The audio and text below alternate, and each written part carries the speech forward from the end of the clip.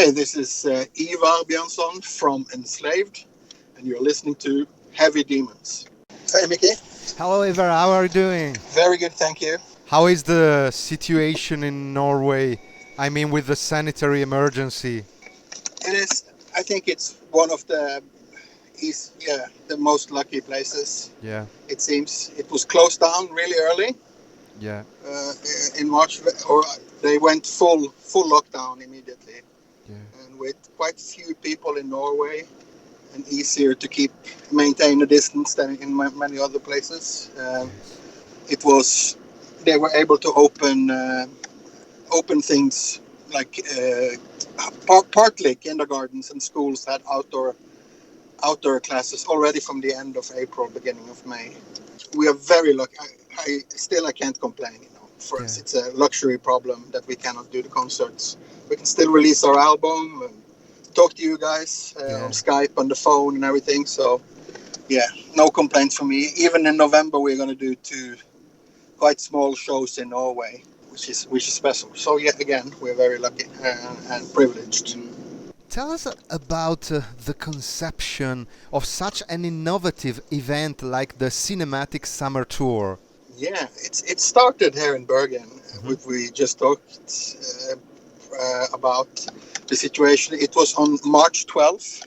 Hmm. Norway shut down, and already on March 25th, the first online festival started in Norway. Because we have some very young and innovative people in the music scene here in Bergen. Bergen is a quite small city with 250,000 people living, but with quite a good music scene, I have to say. Um, okay, you have metal, black metal, but you also have many progressive bands. You have a good jazz scene, electronic bands, pop bands like Kings of Convenience, and the folk scene, so on. So it's quite vibrant. So there's a good production scene here also. So some of these people went together and talked to some sponsors, and they had a 12-day festival with the full-blown professional sound and image. And we played one of those days on April 1st on this online festival, and that was the inspiration. We said, we're not going to be able to tour for sure in this year with this new album, and we have so much put into doing that, and we just have to do something. So we asked the same people who produced that festival together with us, do you guys want to get together and create something? Then we asked these 3 festivals: Beyond the Gates from Bergen, Summer Breeze from Germany, and Roadburn from the Netherlands. It's not about creating a profit at all. If we are lucky, it will be a break-even project. But it's, create something and keep people busy. The backline company in our town and so on. And so we created this concept. Then everybody's really been jumping into it. The youngest person on the project is 16 and the oldest is 70. And they're all from Bergen. Some of these guys who work with the technical side, they don't know metal, but now they're getting to know it through this. And we are meeting a lot of people from other scenes too. So it's a great scene. You as a band are always evolving in terms of sound. So what shall either the new generation of fans and the old fans find in the new album Utgard? I think it's a great starting point for someone who wants to check out what ENSLAVED is about. Mm-hmm. Because that's always a difficult question. They say, what do you recommend if I don't know ENSLAVED? I would say check out this new album when it's out. It's October 2nd. And then you can work your way backwards, I think. Listen to that, go to the previous one, listen to the new one again, and then you will see how all these... I think the new album is really what ties it together. Because if you listen to one album previous to this one from the beginning, there's a lot of directions. If you go from Frost and then you go to Monumention from 2001, it can sometimes be a little bit hard to follow. You have to follow the entire line. But if you go to this new one, I think then a lot of this stuff in the earlier career really makes sense. At least this is the experience I've had myself. for the people who's been following Enslaved already, I would say that this is, if you like Enslaved, this is more Enslaved. Not in terms of longer songs, quite the contrary. They're shorter, which is quite surprising even to us. But the essence, it's like a dish making food, and like you Italians with few ingredients, but very good ingredients prepared the right way, is sometimes more, or most of the times, more powerful than very many subtle things mixed together. The video of Jette Grita shot in Iceland is enchanting, and so is the album cover by Truls Espedal. Can you describe the imagery that stands behind the concept of Utgard? Yeah, it's a very good sum up, because Jette Grita, what you're seeing there in the pictures from Iceland, this is what our vision of Utgard from the mythology. And I can only imagine, the Norse mythology was written a lot in Iceland in the years after year 1000 and into the Middle Age. And a lot of these writers, they went to Iceland from Norway. Most of Iceland consists of migrated Norwegians who had to flee for political, religious reasons, when Rome started to really tighten their grip on Scandinavia. Yeah. So they came from a lot of lush forests and things, and going to Iceland, you can only imagine how Utgard, which is the place in the mythology where things are strange and alien and unknown, and has a sort of a dangerous undertone, that they would maybe associate this with this new land that they had to go to because they weren't safe anymore at home.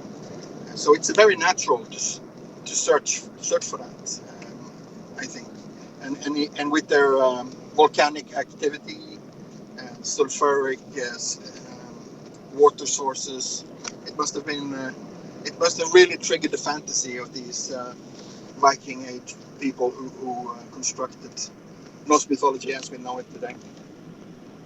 And also, tying over, it's very interesting that you ask about the video and then the front cover, because Truls is doing the same thing with his painting. He wanted something naturalistic, because what he wanted to do was to do the same thing, to portray Utgard in a very naturalistic way, in a naturalistic tradition.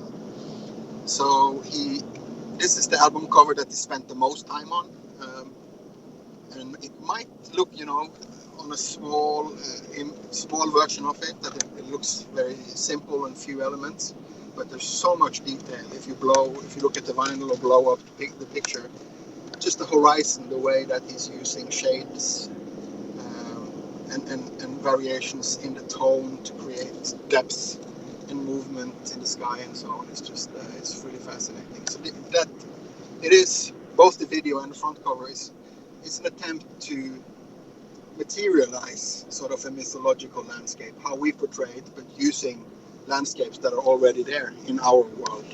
Yeah, a naturalistic view opposite to the usual fantasy-related imagery. Yes. So we're just describing mythology, which I guess you could call metaphysical or fantasy with some people, but we're describing it with reality. It's sort of the opposite exercise from what we and many metal bands have done before, to try and describe reality with fantasy. Which have been your main inspirations when you started writing music, and which are your inspirations nowadays after many years? Yeah, I think you could see it as I like to look at it as an inverted pyramid, in a sense. Yeah. That when we started, I could list all the bands and remember them. It would be Bathory, Venom, Celtic Frost, Master's Hammer, very important from Czech Republic. Tormentor from Hungary, Mayhem, Darkthrone from Norway. I think you have to put some more traditional heavy metal in there. Motorhead was already a very big thing. Strangely enough, Pink Floyd was there from the beginning, but I don't think you can hear it before after quite many years. And then you could say that for every step since then, these have remained at the top or bottom, regardless of how you view it, of this expanding pyramid, which is growing and growing and growing from that start, or core. Maybe look at it as an onion is better, where these are the core, and then it's just growing bigger. One band that's very important today that I didn't know when we started is King Crimson. Very big influence we discovered in the late 90s.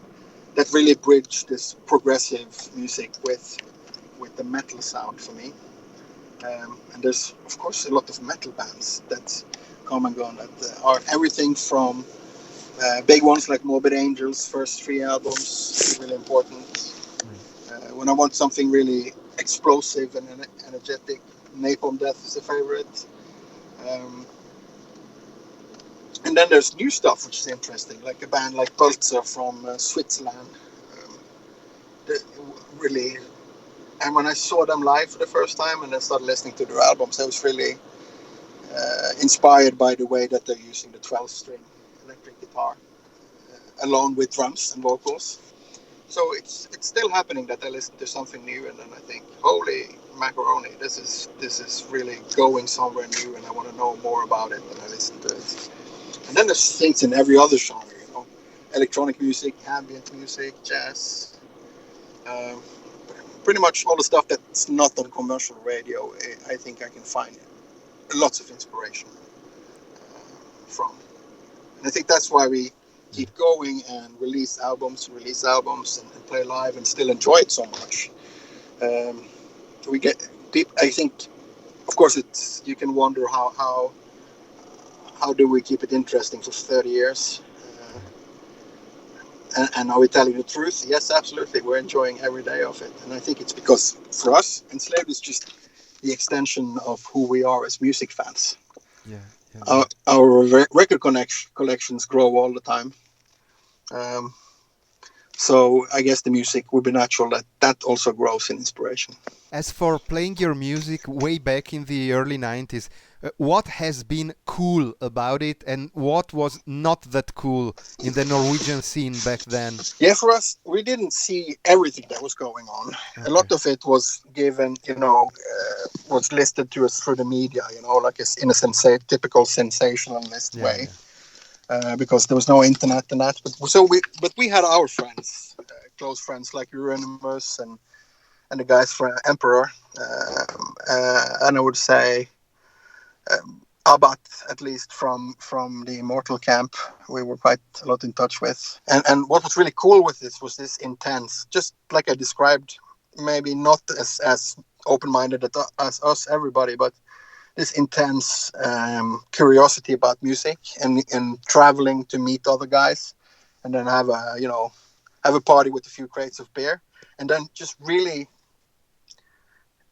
not, instead of this like a playlist stuff that people do now, Spotify, and just jump from thing to thing to thing all the time on their phone while doing other stuff. We would be like 10, 15 guys meet from different bands, and then the guy who had the party would be like, okay, I got this new vinyl from Greece. This is the new album from Rotting Christ, or this is Impale Nazarene from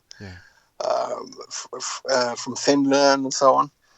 And then you would just like really listen to it, both sides, and discuss it. And I think that was really cool, the music and artistic focus.